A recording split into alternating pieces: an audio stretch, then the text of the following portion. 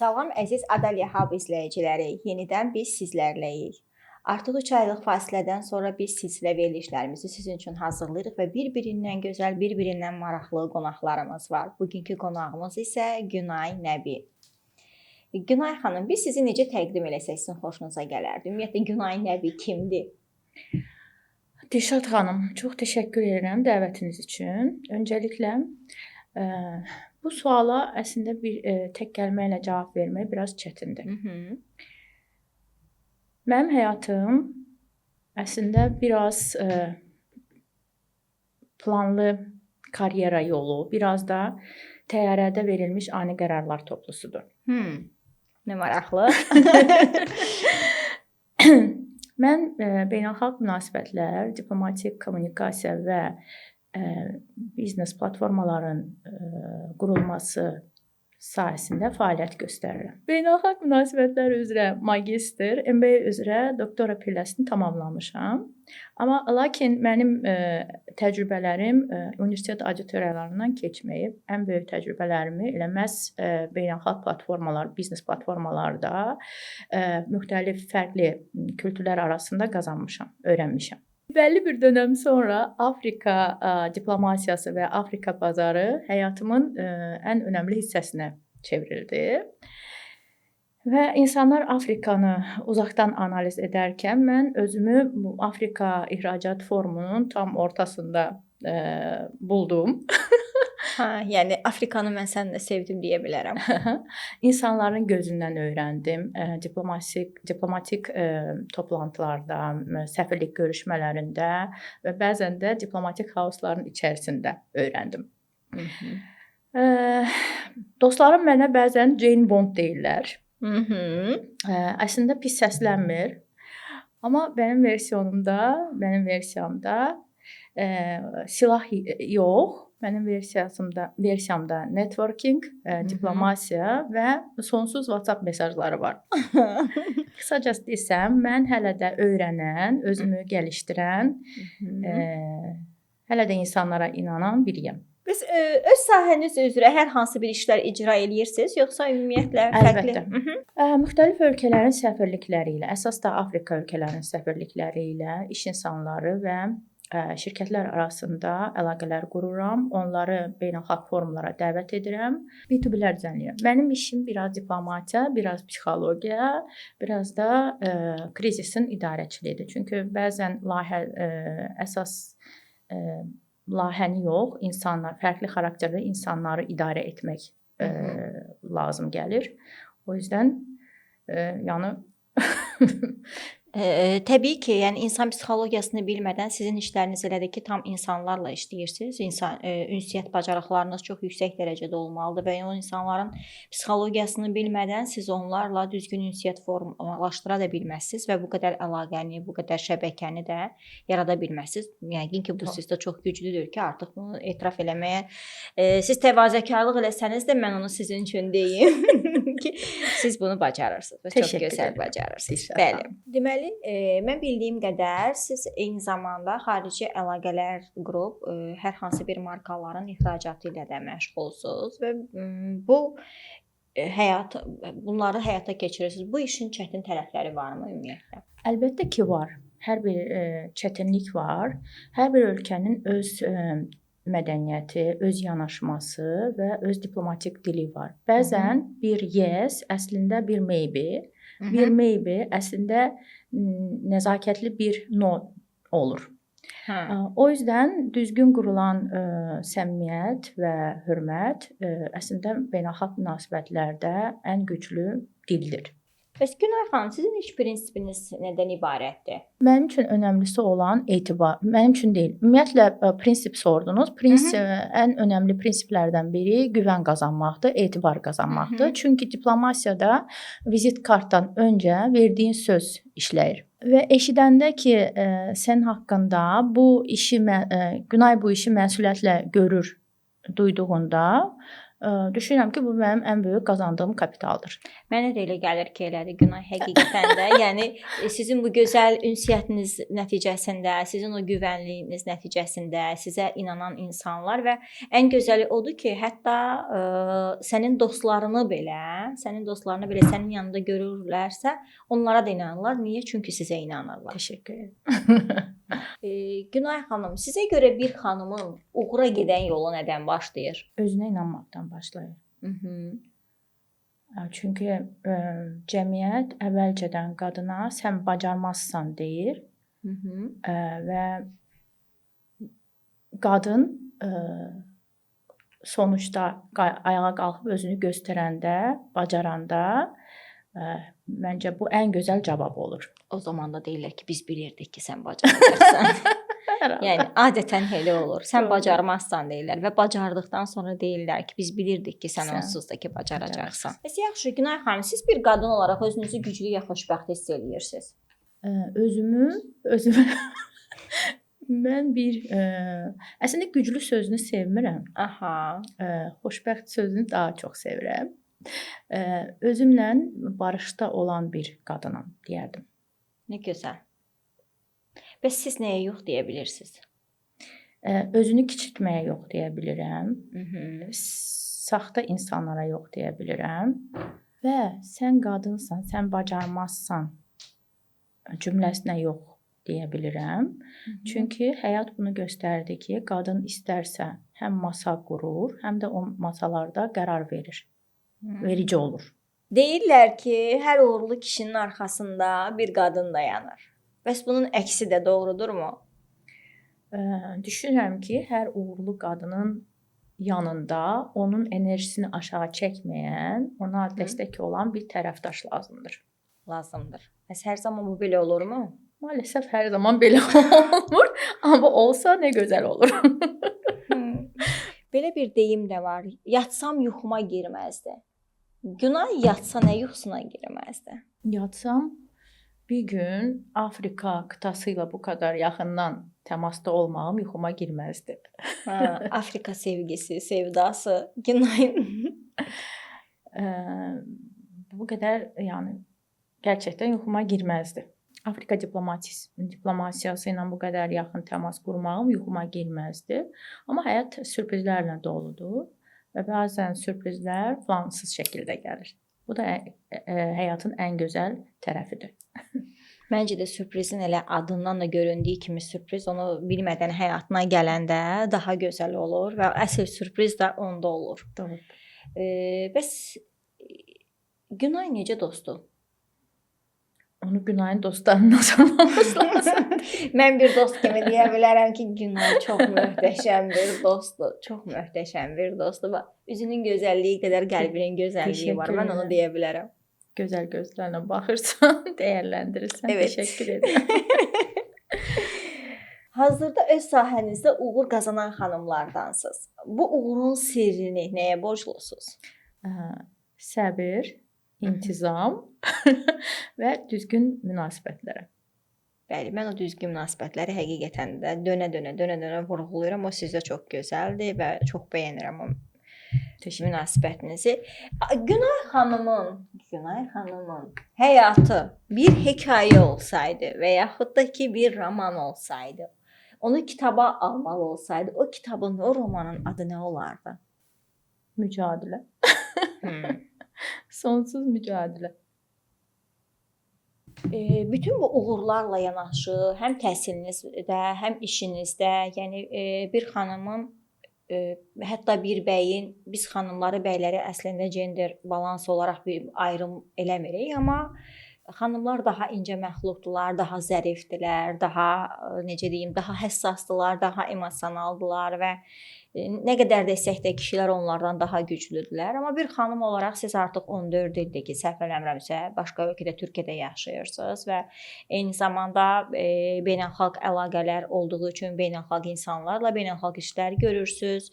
Həm Afrikalılarla olsun, həm olsun Avropalılarla ümumiyyətlə Türkiyədə yaşayırsınız, Azərbaycanlı olaraq və bir qadın olaraq siz orada həqiqətən də ayaq üstə çox dimdik dayanırsınız və mən bunun özüm görmüşəm, şahidi olmuşam. oxumuşam, çox bəyənmişəm. Sizi oradan deyirsiniz, amma sizin o doğru ünsiyyətinizin nəticəsindədir, düzgün dostluq münasibətlərinin nəticəsindədir, düzgün bağlantıların nəticəsindədir ki, siz o qədər hörməti, sevgini, özünüzə olan sayğını qazanmısınız və mən bunu çox təqdir eləyirəm. Mən buna görə sizə təşəkkür eləyirəm. Siz həm də orada sanki bir Azərbaycanın fəxri səfiri kimi öz Azərbaycanı çox gözəl təmsil eləyirsiniz.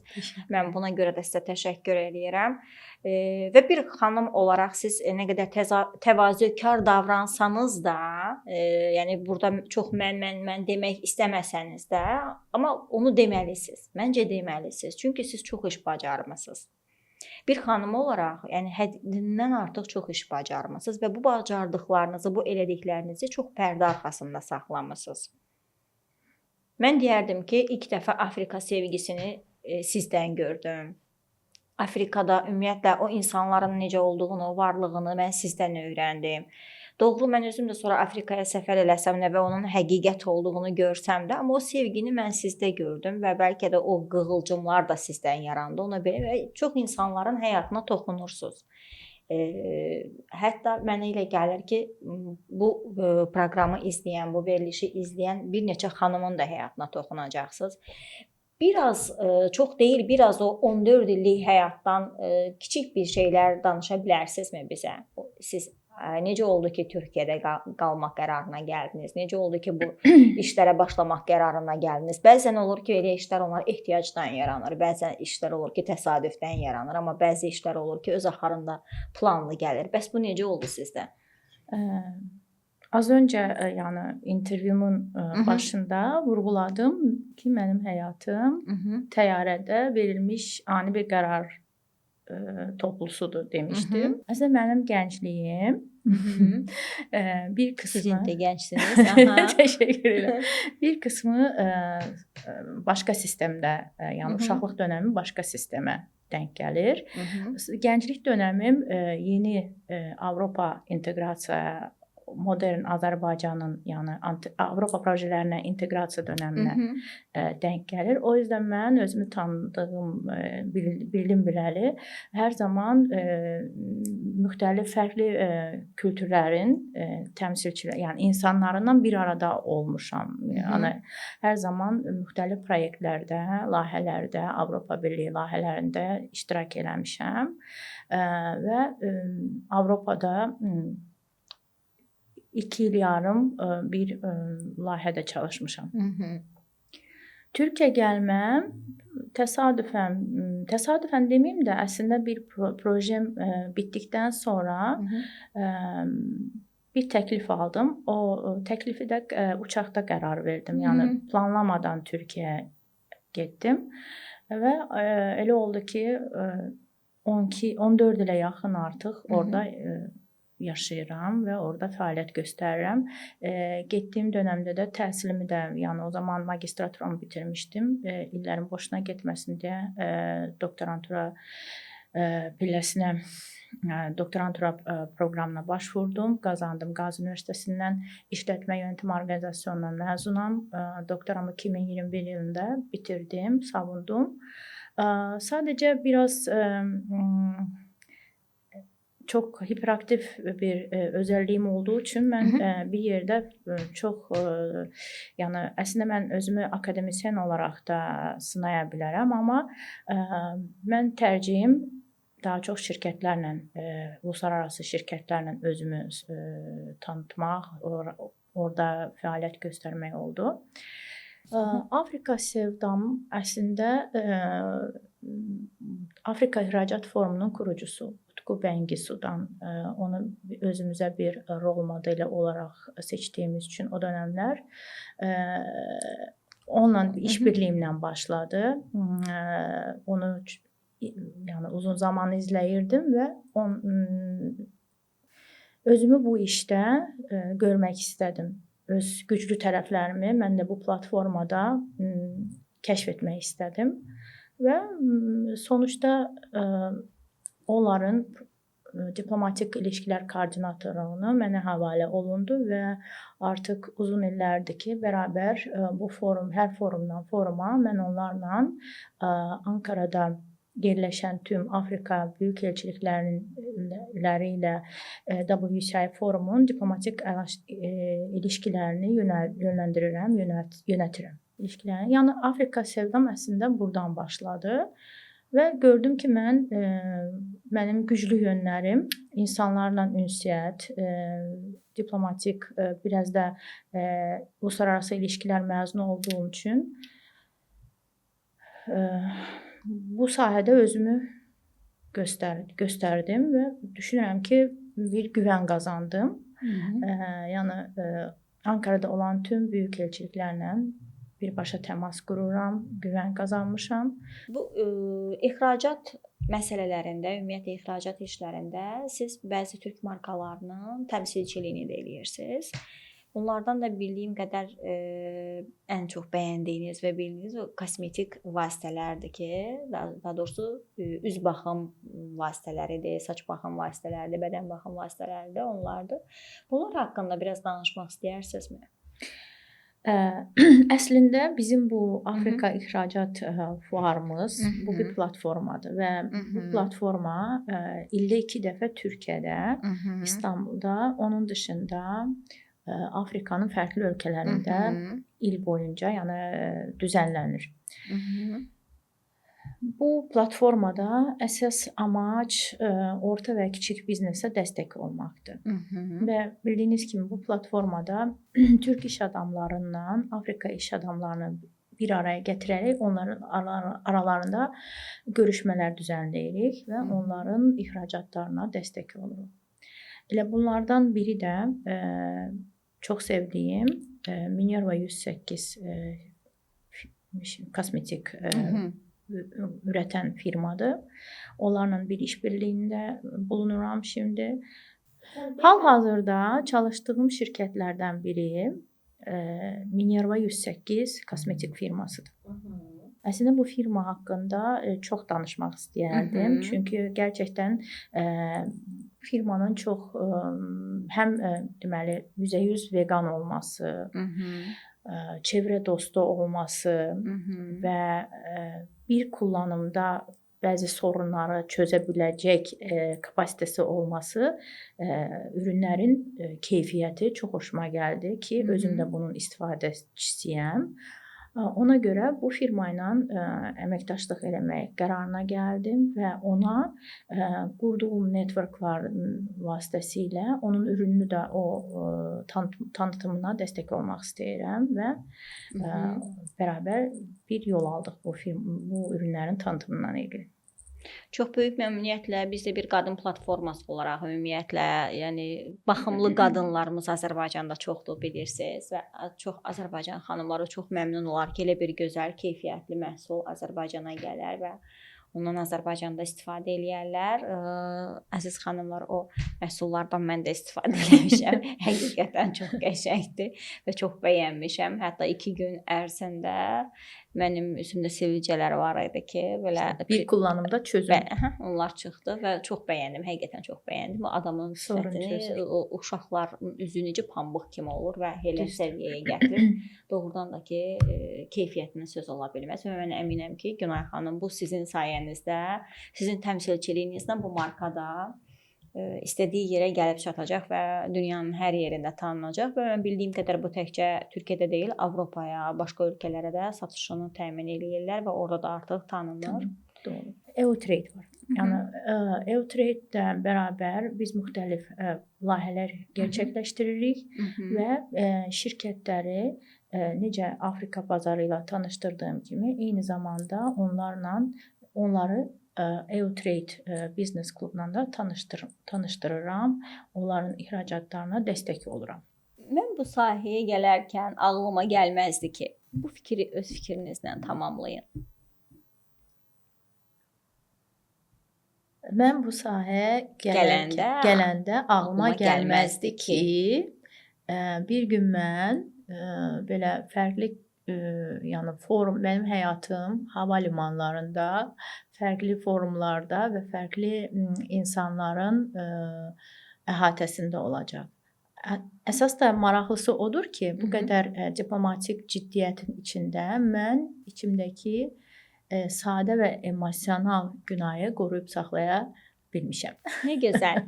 Nə gözəl. Təbrik edirik buna görə sizi. Çox sağ olun. Dilşad Bəs xanım. sonda Azərbaycan qadınına nə demək istəyirsiniz? Azərbaycan qadınına nə tövsiyə edə bilərəm? Pes etməsin. Əgər həyatda onun rolu güclü qadın olmaqdırsa, o zaman pes etməsin. İləri getsin. Başqa nə arzu edə bilərəm? Mutluluq arzu edə bilərəm, xoşbəxtlik arzu edə bilərəm Azərbaycan qadınına. Yəni özünə inansın. Bunu arzu edə bilərəm Azərbaycan qadınına. Çox sağ olun Günay xanım. Çox təşəkkür edirəm mən sizə. Gözəl fikirlərinizi bizimlə bölüşdüyünüz üçün, dəyərli vaxtınızı bizə ayırdığınız üçün. Mən bilirəm ki, siz burada səfərdəsiz, amma buna baxmayaraq o dar vaxtdan istifadə edib siz bizim üçün də zaman ayırdınız. Bizim üçün çox xoşdur və biz çox fəxr edirik ki, bizim Azərbaycanın sizin kimi gözəl qızları, ağıllı, fəxr olunası qızları, xanımları var. Və mən sizin simanızda bütün xanımlara onlara da güclü deməyim də, yəni əslində həm də güclü olsunlar. Çünki xanımlar nə qədər xoşbəxt olsalar da biraz da güclü olmalı və ayaq üstə durmağı bacarmalıdırlar və mən onlara da onu arzulayıram. Sizə də təşəkkür edirəm. Bütün işlərinizdə, həyatınızda nə arzulayırsınızsa, hamısının həyata keçirməsini diləyirəm sizə və həyatınızda bol-bol şans, bol-bol uğur arzulayıram sizə. Mən də sizə təşəkkür edirəm Dilşad xanım, dəvət elədiyiniz üçün və sizə başarılar diləyirəm. Təşəkkür edirəm. Fürsətdən istifadə eləyərək Dilşad xanım, çalışdığım hər iki platformada gözlənilən